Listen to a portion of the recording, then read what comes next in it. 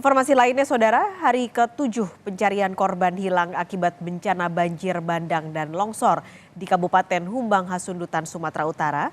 Tim gabungan fokus di pencarian darat dan juga di air. Fokus pencarian ke sektor 3 yang berada di sebelah kanan jalan dan sektor perairan dengan pemantauan permukaan air dan penyelaman. Total ada 500 lebih personel yang tergabung dalam tim SAR gabungan dari lintas organisasi dan instansi. Tim dibagi jadi 2 regu. Regu pertama melakukan pencarian di perairan Danau Toba menggunakan perahu karet dan alat pendeteksi di dalam air atau aqua eye. Sementara regu kedua fokus pencarian menggunakan alat berat dan didampingi tim scouting darat di area batas jalan menuju arah perbukitan. Pas hari ke-7 ini kami tim SAR gabungan akan mengerahkan seluruh kekuatan.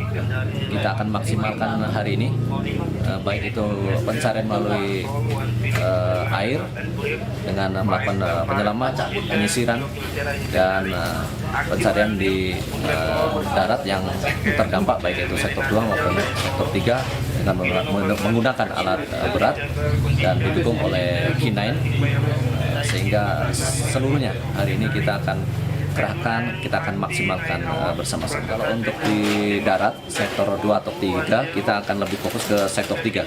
Karena untuk sektor 2 sudah selesai kita sapu, hanya ada sedikit saja yang perlu kita lakukan pencarian. Hari ini kita fokus dan akan mencari di sektor 3 yang memang di situ masih banyak material yang harus kita pindahkan. Kementerian Sosial memberikan layanan trauma healing pada orang tua dan anak di posko pengungsian banjir bandang di Desa Simangulampe, Kabupaten Humbahas. Trauma healing bertujuan menghilangkan trauma masyarakat korban banjir di posko pengungsian. Kita akan langsung pantau bagaimana perkembangan terbaru dari pencarian korban hilang bencana banjir bandang di Humbang Hasundutan, Sumatera Utara. Kita akan langsung sapa jurnalis Kompas TV, Hendry Setiawan.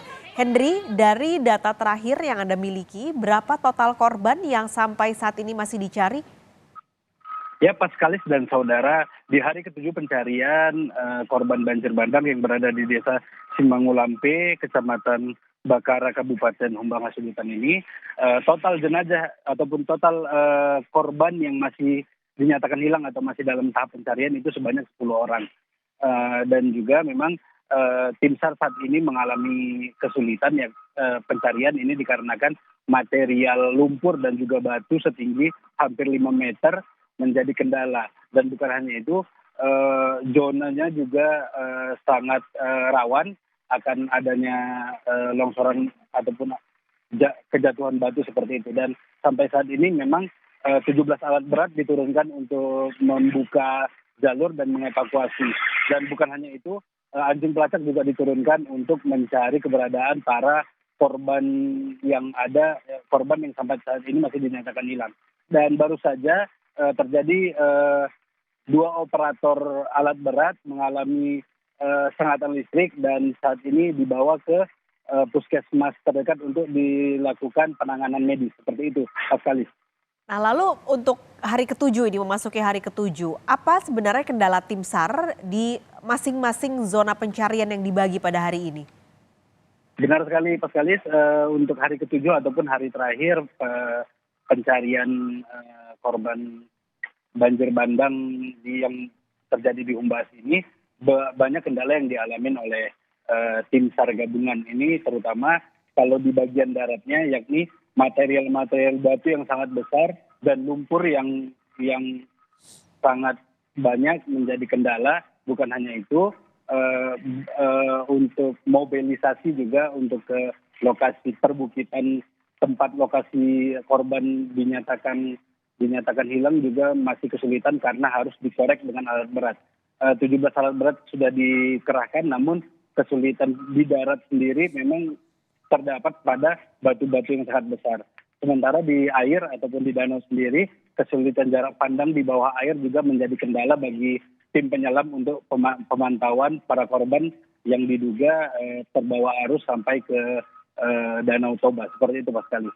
Namun demikian, di hari ketujuh ini SAR gabungan memaksimalkan pencarian ke zona 3 ataupun zona yang berada di sebelah kanan jalan besar. Ini dilakukan karena yang berada zona 2, maksud kami di zona 2 sudah clear dibersihkan di hari ke-6 pencarian kemarin. Bukan hanya itu, informasi yang didapatkan tim SAR gabungan dari korban-korban yang sempat selamat juga menjadi data tersendiri bagi tim SAR untuk mencari titik-titik korban yang diduga tertimbun seperti itu, Pascalis.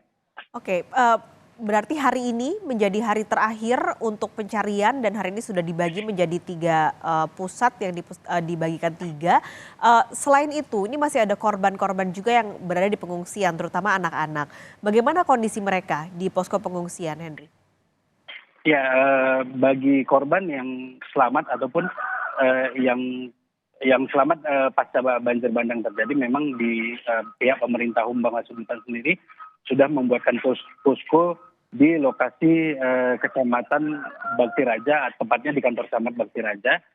Para pengungsi sekitar kurang lebih 80 orang memang ditempatkan di situ, namun memang di hari ke-7 saat ini memang sudah mengalami banyak kendala seperti sudah terserang penyakit ispa, penyakit perut, dan juga demam. Ini mungkin disebabkan karena cuaca dan tingkat stres yang dialami para korban di posko pengungsian. Maka dari itu banyak sekali ataupun dari Menteri Sosial sendiri memang melakukan berbagai treatment untuk menghilangkan trauma yang dialami para pengungsi. Seperti itu, Pascal. Baik, terima kasih. Laporan Anda langsung dari Humbang Hasundutan, Sumatera Utara, jurnalis Kompas TV Hendri Setiawan.